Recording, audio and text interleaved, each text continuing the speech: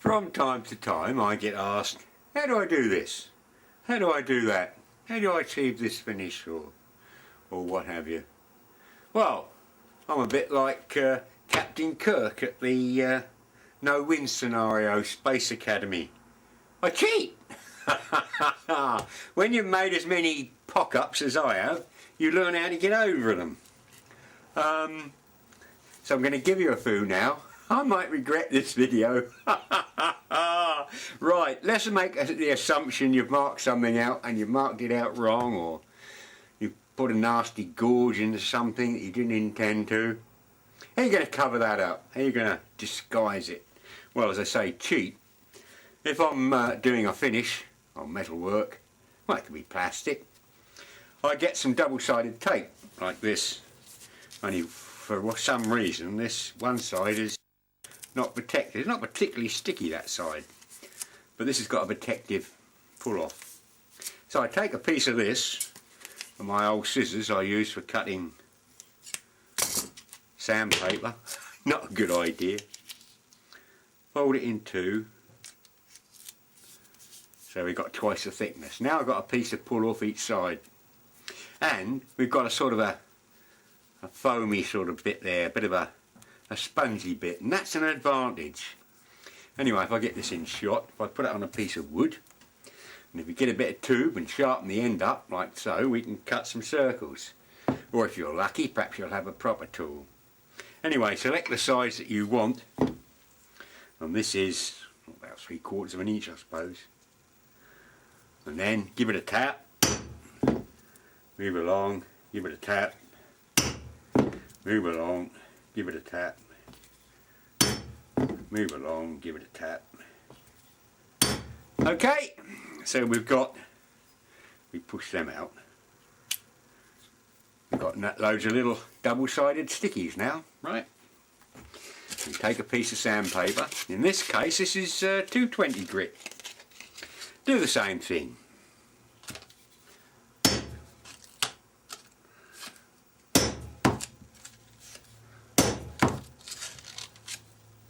Wow, I'm sure you got the idea. Well, you might as well do a few while you're about it. I'll explain why later. Okay, so we got loads of... what can I push that out with? Try that. That's it. Loads of little sanding discs. Loads and loads of them. These are the things you buy for little Dremel tools at a vastly inflated fortune at B&Q. You know, you can make hundreds of them out of bits of scrap. Anyway, we take our double-sided and, Jesus, I wish I had 20/20 vision. There we go. And we stick that right in the middle of that one. Ta-da! There you go. I take off the other side, chuck that away, get yourself a bolt. In this case, this is a countersunk set screw, but it could be an ordinary bolt, flatten the end off, drop that over the end. You've now got a little tool like so. Okay? Pop that little tool you've made in the drill press. And here we have some nasty scratches. This is just a piece of scrap, but we've got some nasty scratches we want to hide on this piece of plate. So start up your drill. Next thing, proceed in stages across the face of the material. I'll try and get my arms out of the way here. Overlap by half each time.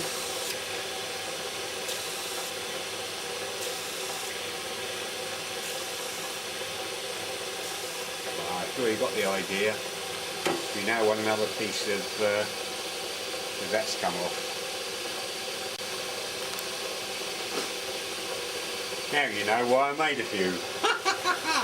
Start the next row. Overlap. Keep going. I'm sure you've got the idea. It would really pay you to take your time with this. Make a really nice job, space them out But I'm just doing this freehand very quickly, just to give you an idea.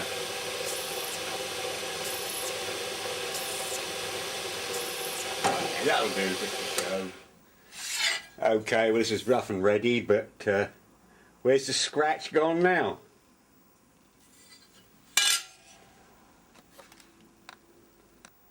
Okay, then you've been 2 days machining up a particular component, put a lot of work into it, and you've drilled and tapped a particular hole, and you've paid more attention to the new secretary in the office than what you're doing.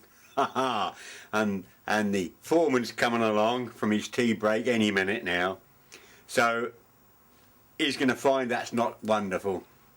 So I wouldn't be the first to take a ball bearing and just give it a tap, and that thread now will have tightened up no end, and you can look the foreman in the eye and swear blind you didn't use Loctite.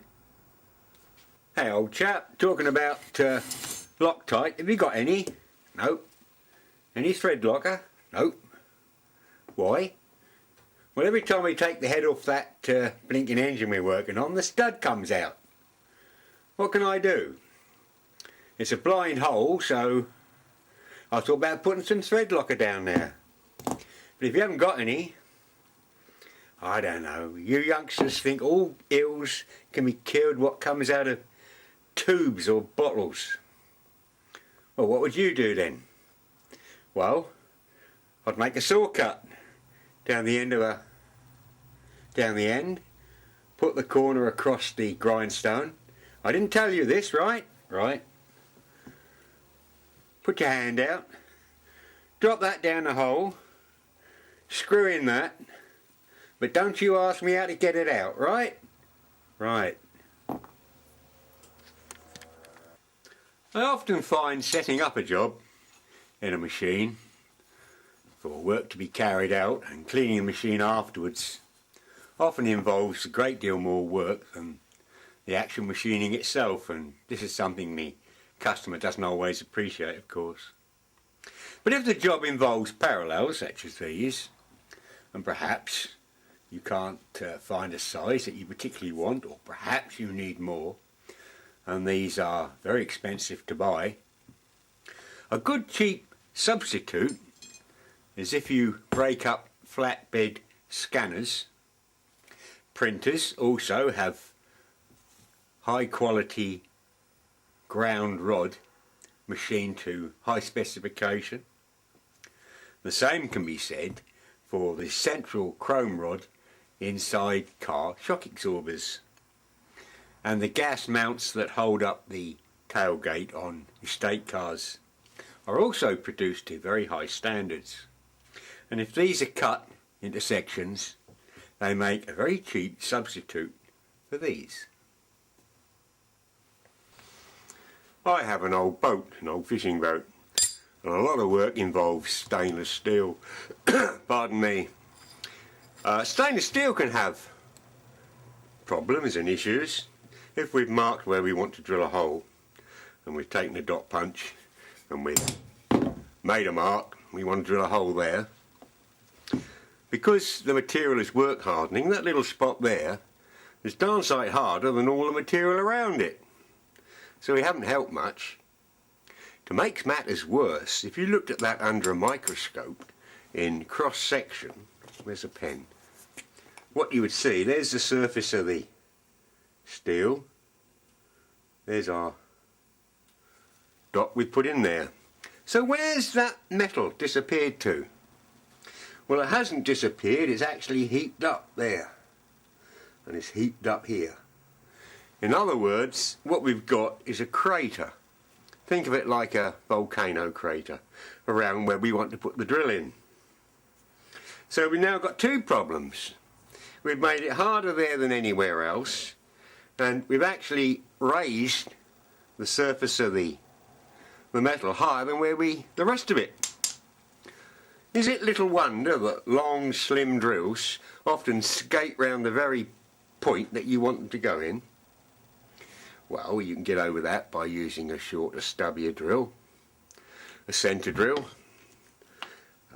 slocum drill, any of those. Anything to reduce the amount of skating around. But in order to do that, you had to either rechuck the material, take out drills, replace them with other drills, and every time you do anything like that, you reduce accuracy. What I've found is if, instead of a standard dot punch, centre punch, call it what you will, you put flats on the end, and you want an odd number.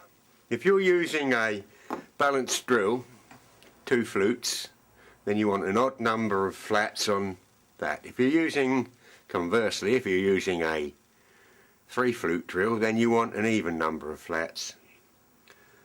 And you'll find that will greatly reduce the problems.